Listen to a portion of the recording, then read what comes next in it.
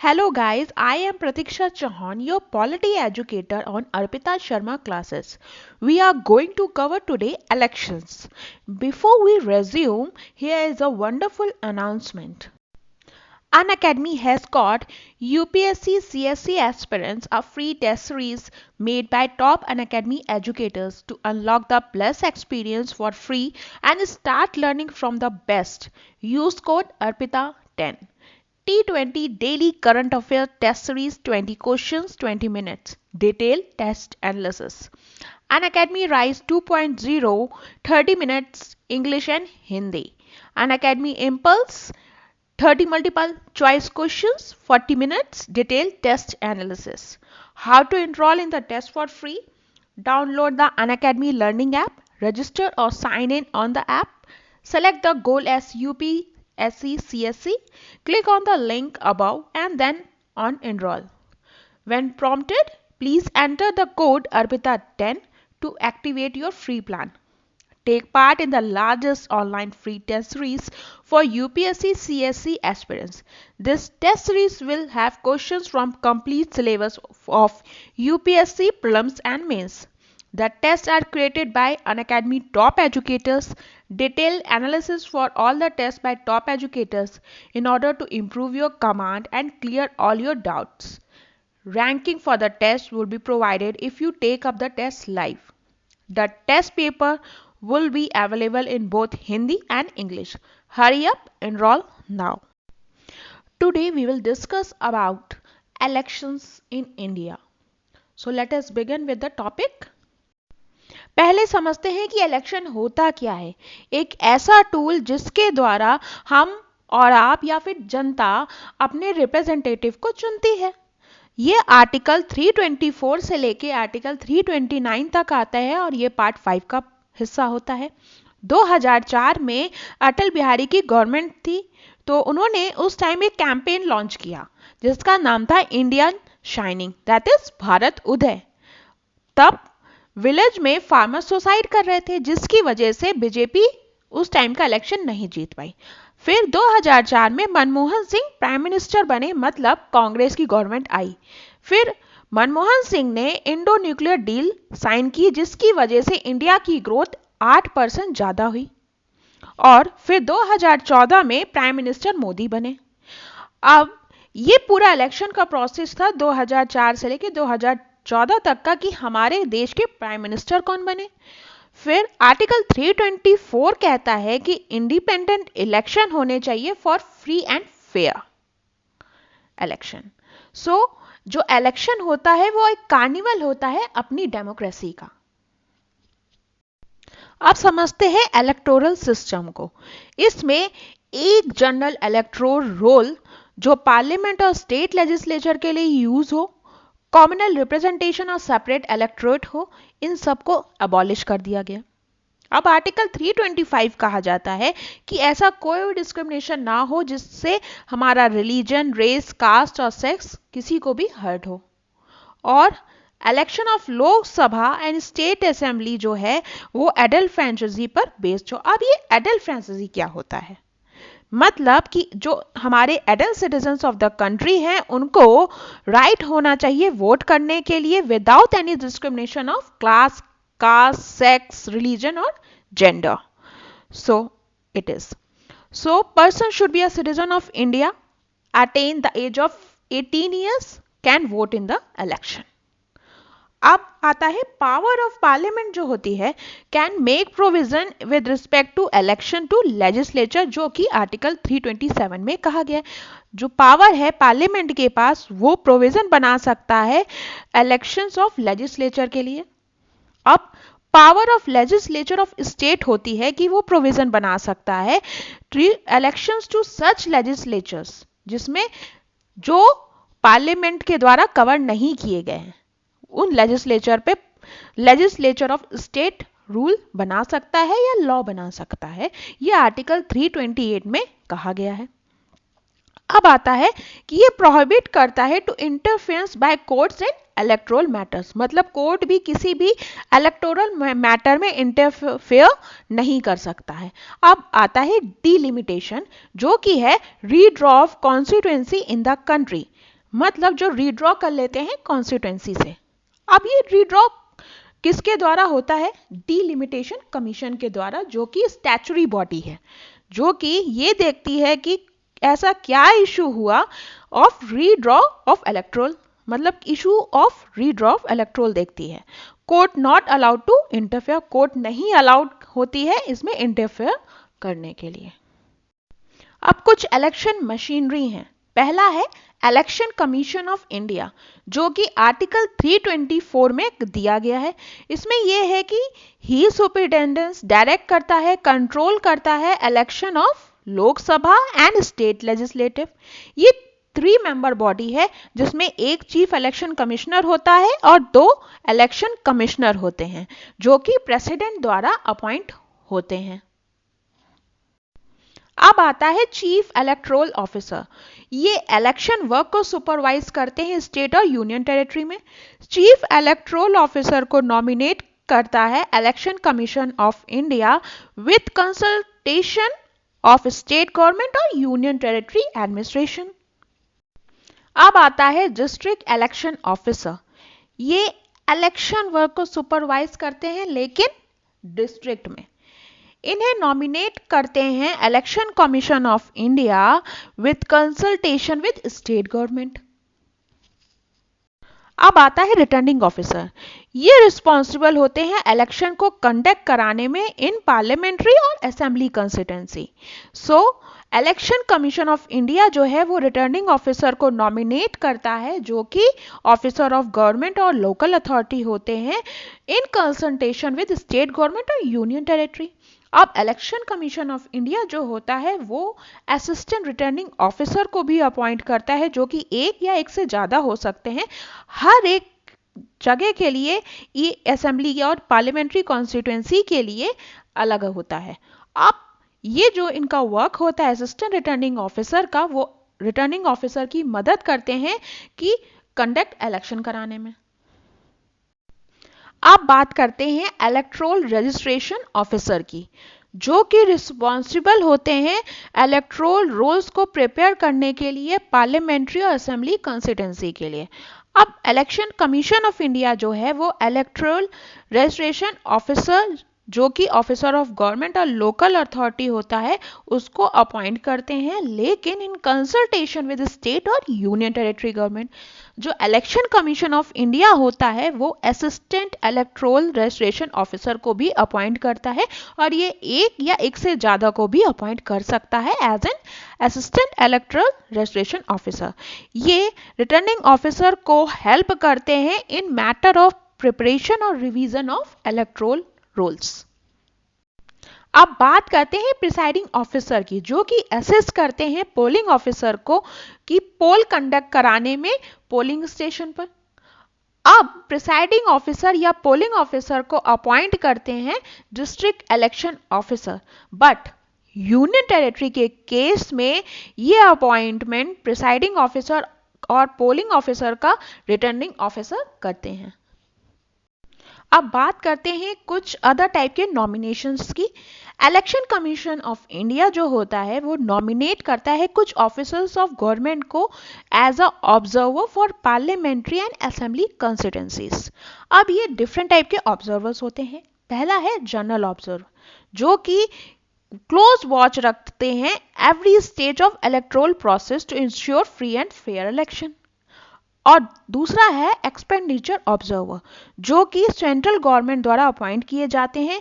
ये close watch रखते हैं इलेक्शन के एक्सपेंडिचर को paid of the candidate and ensure no inducement is offer to the electors during entire election. अब third है पुलिस ऑब्जर्वर। ये होते हैं IPS officer as police observer at state and district levels. ये monitor करते हैं all the activities relating to the force deployment, law and order situation and coordinate करते हैं सिविल एंड पुलिस एडमिनिस्ट्रेशन को, जिससे फ्री एंड फेयर इलेक्शन हो सके। और फोर्थ है awareness observer. First time 16th Lok Sabha election में 2040 में कमीशन ने सेंट्रल अवेयरनेस ऑब्जर्वर को डिप्लॉय किया, जिसकी वजह से ओवरसी करते हैं efficient and effective management of the electoral process. ये ऑब्जर्व करते हैं कि इलेक्शन मशीनरी जो है वो ब्रिज जो गैप हो रहा है लोगों के बीच, उसमें पार्टिसिपेशन अच्छे से अच्छा हो सके। और ये मॉनिटर ये भी करते हैं कि various media related aspects of representation of people act 1951 and observe the mechanism directed by commission at district levels on checking the problem of paid news। अब आते हैं माइक्रो ऑब्जर्वर। ये ऑब्जर्व करते हैं कि जो पोल है वो ढंग से चल रहा है कि नहीं चल रहा है पूरा प्रोसेस, उस कई क्रिटिकल जो पोलिंग स्टेशन होते हैं और ये रिपोर्ट करते हैं जनरल ऑब्जर्वर को। अब आता है असिस्टेंट एक्सपेंडिचर ऑब्जर्वर। ये हर एक असेंबली पर अपॉइंट होते हैं जो कि ये इंश्योर करते हैं that all major election campaign events are videograph. हर एक जो इलेक्शन कैंपेन हुआ है वो वीडियोग्राफ्ड हुआ हो और कोई complain of electoral mall practices ना हुई हो। Let us discuss about election process. First is time of election. Election जो होता है वो हर 5 साल में होता है, अनलेस जब तक ये ऐसा कोई नोटिफिकेशन या फिर कोई ऐसा अनाउंसमेंट ना हो कि इस बार जो इलेक्शन है वो पहले हुए जा रहे हैं। दूसरा है शेड्यूल ऑफ इलेक्शन। इसकी 5 ईयर लिमिट होती है और लेजिस्लेचर डिसॉल्व होती है तो नए इलेक्शन को कंडक्ट किया जाता है और इलेक्शन कमीशन जो है वो शेड्यूल करता है इलेक्शन को। और 6 मंथ से ज्यादा का ड्यूरेशन नहीं होना चाहिए last session of dissolve Lok Sabha and call of new house के बीच में। और कमीशन जो है वो अनाउंस करता है schedule of election in press conference. ठीक है। और model of code of conduct जो है वो प्ले में आता है। मतलब model of code of conduct का जो मेन पर्पस है to ensure that ruling parties जो हैं वो सेंटर या स्टेट पे वो किसी भी तरह का मिसयूज ना करें अपनी पोजीशन का, जिससे उनको कोई भी अनफेयर मीन से उसका एडवांटेज उठाएं। ओके। अब नोटिफिकेशन इशू होता है। जो लोकसभा इलेक्शन होते हैं उसका प्रेसिडेंट अनाउंस करते हैं, लेजिस्लेटिव इलेक्शन का गवर्नर अनाउंस करते हैं। और अब आता है कैंडिडेट जो होते हैं नोटिफिकेशन इशू होने के बाद अपना नॉमिनेशन पेपर फाइल करते हैं जो उनकी कॉन्स्टिट्यूएंसी जो उनकी चॉइस की होती है, और कुछ उनको सिक्योरिटी डिपॉजिट भी देना होता है। फिर नॉमिनेशन जब फाइल हो जाते हैं तो उनको स्क्रूटनाइज किया जाता है बाय रिटर्निंग ऑफिसर। और अगर किसी भी कैंडिडेट को अगर अपना नॉमिनेशन है वो वापस लेना है या विड्रॉ करना है तो उन्हें विद इन 2 days उसे विड्रॉ करना होता है of scrutiny which is done by returning officer. So moving on, political campaign जो होता है वो एटलीस्ट 2 weeks का होना चाहिए बिफोर द एक्चुअल डेट, और जो एंड होना चाहिए वो 48 hours before polling closes. Okay. और जो पोलिंग है वो डिफरेंट डेट्स पे हेल्ड होती है और date for counting is also fixed. Declaration of result जो है वो रिटर्निंग ऑफिसर द्वारा किया जाता है। और अगर 1/6 of the valid votes polled, okay, then security deposit not given back. मतलब जो 1/6 अगर वैलिड वोट्स पोल्ड होते हैं तो सिक्योरिटी डिपॉजिट वापस नहीं दिया जाता है। अगर 1/6 से ज्यादा नंबर वैलिड वोट्स होते हैं तो सिक्योरिटी डिपॉजिट वापस दे दिया जाता है। After commission compiles the complete list of members elected and issues an appropriate notification। अब रिटर्निंग ऑफिसर कौन होता है इन लोकसभा इलेक्शन में? डिस्ट्रिक्ट कलेक्टर या डिप्टी कमिश्नर होते हैं। इन लेजिस्लेटिव इलेक्शंस में डिस्ट्रिक्ट मैजिस्ट्रेट और डिप्टी कलेक्टर होते हैं। अब इलेक्शन प्रोसेस का फर्दर पॉइंट है कि ओथ और एफर्मेशन। तो it is important for candidate to take oath in front of authorized officer by election commission। मतलब election commission जो है वो कुछ ऑफिसर्स को ऑथराइज करता है जिसके लिए कैंडिडेट को उनके सामने ओथ लेनी पड़ती है। अब ऑथराइज पर्सन वैसे कौन है ऑफिशियली तरीके से? रिटर्निंग ऑफिसर और असिस्टेंट रिटर्निंग ऑफिसर। अगर कैंडिडेट जेल में है तो सुप्रिंटेंडेंट ऑफ प्रिजन के सामने ओथ लेना पड़ेगा। अगर डिटेंशन में है तो कमांडेंट ऑफ डिटेंशन कैंपेन के सामने लेना पड़ेगा। अगर बेड या ड्यू टू इलनेस है तो medical superintendent in charge of hospital और मेडिकल प्रैक्टिशनर के सामने ओथ लेनी पड़ेगी। अगर आउटसाइड इंडिया है तो इंडियन एम्बेसडर और हाई कमिश्नर और डिप्लोमेटिक काउंसलर के सामने लेनी पड़ेगी। अब immediately after filing nomination paper in case not later than the previous to the date of scrutiny. Okay अब आता है बैलेट पेपर्स एंड सिंबल।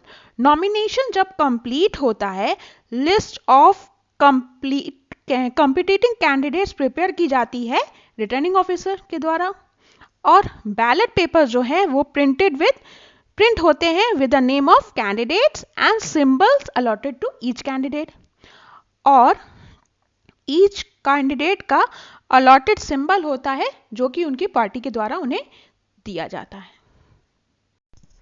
अब आता है वोटिंग प्रोसीजर।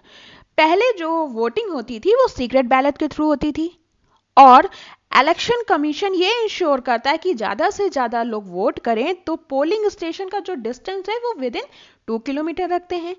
जो पोलिंग स्टेशन होता है वो एटलीस्ट 8 आवर्स के लिए ओपन होता है फॉर वोटिंग और जो ईवीएम का यूज हुआ सिंस 1998 से हो रहा है इलेक्शन कमीशन द्वारा।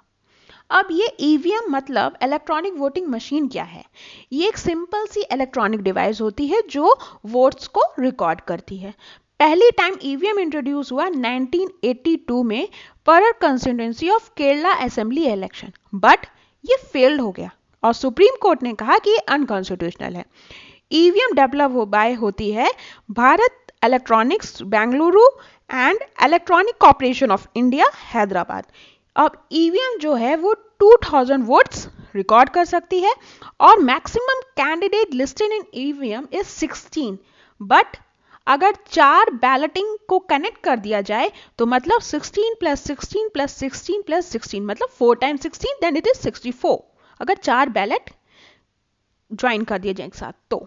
अब एडवांटेज क्या होता है ईवीएम का कि एनवायरमेंट फ्रेंडली होती है, मतलब पेपर का यूज नहीं होता है, यू कैन यूज एंड कोई इलेक्ट्रिसिटी का यूज भी नहीं है, so it is environment friendly और ये चीप और क्विक रिजल्ट्स देती है। और नीदरलैंड और इटली और जर्मनी में ईवीएम बैंड है बिकॉज ऑफ प्राइवेसी कंसर्न और ये मानते हैं कि इसमें ट्रांसपेरेंसी लैक होती है। अब आता है voter verifiable paper audit trail system that is VVPAT. ये जो इलेक्ट्रॉनिक वोटिंग मशीन होती है दैट इज ईवीएम जो हम उसमें रिकॉर्ड करते हैं वोट, वो एक स्लिप वीवीपैट जो होता है वो एक स्लिप जनरेट करता है जो वोटर्स को हेल्प करता है कि उन्होंने क्या चॉइस दी है वो कंफर्म कराता है कि हाँ मैंने जो चॉइस दी है वो वही है, उसमें कोई चेंज नहीं आया है। और वीवीपैट जो स्लिप होती है वो क्या क्या कंटेन करती है? कैंडिडेट का serial number, name of candidate और पार्टी सिंबल। अब आता है मीडिया कवरेज और मीडिया का भी काफी इसमें बड़ा रोल होता है। Opinion poll and exit poll. Opinion poll होता है कि ये फाइंड आउट करता है पीपल का ओपिनियन, जैसे क्वेश्चन आस्क्ड होते हैं कि क्या आपको क्या लगता है कि कौन जीतेगा, ये पहले का है, वो मतलब इलेक्शन होने से पहले का procedure. whom I going to vote, मतलब मैं किसको वोट देने जा रहा हूं और ये पब्लिश होता है any time but 48 prior to the voting cannot be to the published, मतलब 48 आवर्स से पहले ये पब्लिश नहीं हो सकता है बट उससे पहले कभी भी ये पब्लिश हो सकता है ओपिनियन पोल। अब आता है एग्जिट पोल, मतलब इलेक्शन होने के बाद का प्रोसेस, मतलब कि हमने किसको वोट दिया। इसमें बैन ऑन एग्जिट पोल है कि can not be publish before actual voting is over and the last vote casted the vote, मतलब ये बैन है एग्जिट पोल और ये पब्लिश नहीं हो सकता है तब तक जब तक एक्चुअल वोटिंग ना हुई हो और लास्ट वोटर ने अपना वोट ना दिया हो, और ये स्लाइटली एक्यूरेट होते हैं exit poll in terms of opinion poll. अब आता है इलेक्शन पेटिशन, मतलब इसमें कैंडिडेट जो है वो पेटिशन फाइल करते हैं for mall practice during election, और ये जो केस फाइल करते हैं for the rejection of nomination paper only, जब पूरा इंटायर इलेक्शन प्रोसेस है वो कंप्लीट हो जाता है। इलेक्शन पेटिशन वो किसके द्वारा ट्राइड किया जाता है, वो है हाई कोर्ट। और petition can be submitted by any candidate, जो पेटिशन है वो कोई भी कैंडिडेट सबमिट कर सकता है with in 45 days of the declaration of the result. अब ईवीएम से लेके कुछ इशू हुए for tampering of EVM which is raised in high court since 2001, जो कि मद्रास हाई कोर्ट में 2001 में हुआ, दिल्ली हाई कोर्ट में 2004 में हुआ, कर्नाटका हाई कोर्ट में 2004 में हुआ, अकेला हाई कोर्ट में 2002 में हुआ, बॉम्बे हाई कोर्ट ने नागपुर बेंच में 2004 में हुआ। अब इन सब की जजमेंट में यह कहा गया कि जो ईवीएम है वो क्रेडिबल है, रिलायबल है और टोटली टैंपर प्रूफ है, मतलब इसमें कोई डिफेक्ट नहीं है। But in some of the cases Supreme Court ने भी कई अपील जो है वो डिसमिस कर दी by some petitioner against High Court order. So hope you understand the whole election process. Thank you.